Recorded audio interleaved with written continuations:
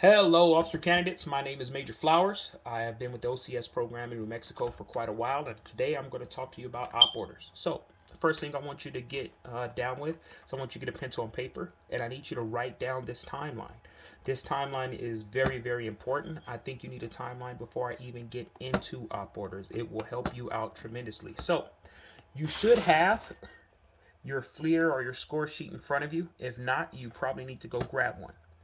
Whenever you're training or practicing for your op orders, you need to have that in front of you. I recommend if you're by yourself, just show yourself briefing an op order and then go ahead and give yourself your marks to see if you hit everything. All right, so timeline.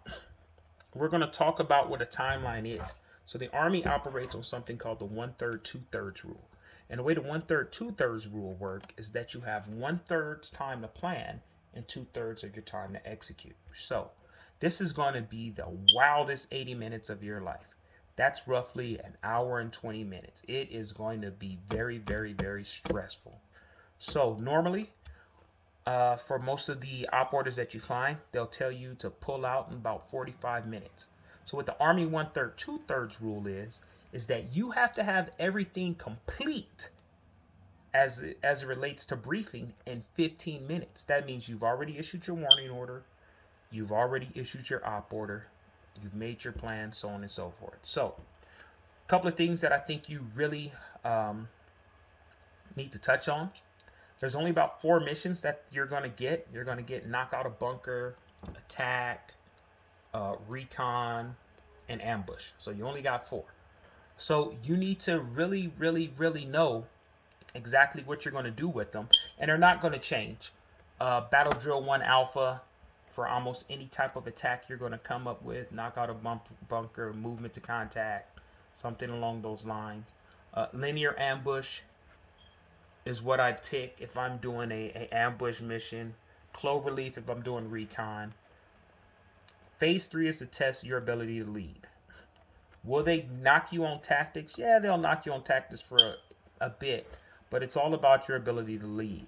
You need to be a leader. So, going back to your timeline, you have at the end of each op order, you're going to hear H plus whatever, or you'll hear time is now, and they'll give you a time.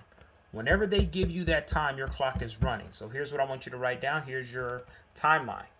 Your timeline should read as this: H plus 0, that's basically when I say time is now, to H plus 5. During that time, you need to adequately receive the mission. You can find that on your score sheet. And you need to give a warning order. If you look on your score sheet, there's a couple of things that you need to cross off in your warning order and when you receive the mission. But we're just going to timeline. H plus 5 to H plus 15, you need to give your op order. Meaning you only got like 2 or 3 minutes to really come up with everything. You only got 2 or 3 minutes to come up with it all. You need to give your op order. H plus 15 to H plus 40 is when I would do all of my rehearsals. If you have too much time left over, then you know you haven't rehearsed enough, all right? You haven't rehearsed right.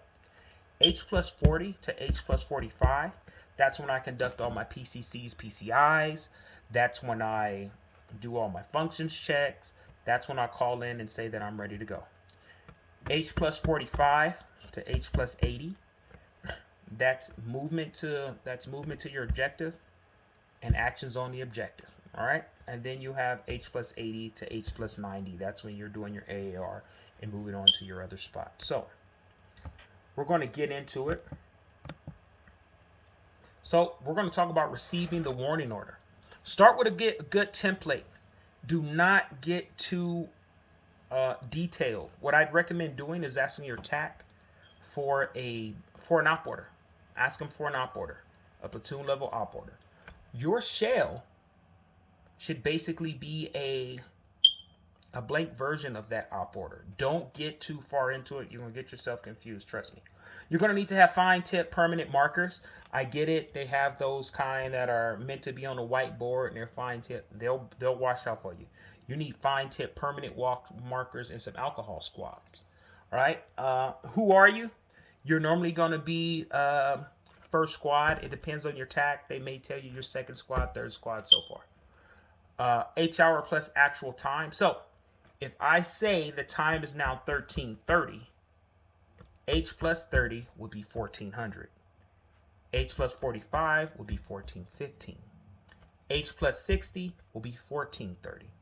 And I'm going to talk about the duties of the map man in your recorder. So if you email me, I don't mind sending you what I got as far as it relates to op orders or an op order shell if you absolutely need one. So what I'm going to do is I'm going to go over in another video exactly what I want you to write down, and I'm going to read you an op order. So wait till my next video and I'll make sure I hook you up. Thank you.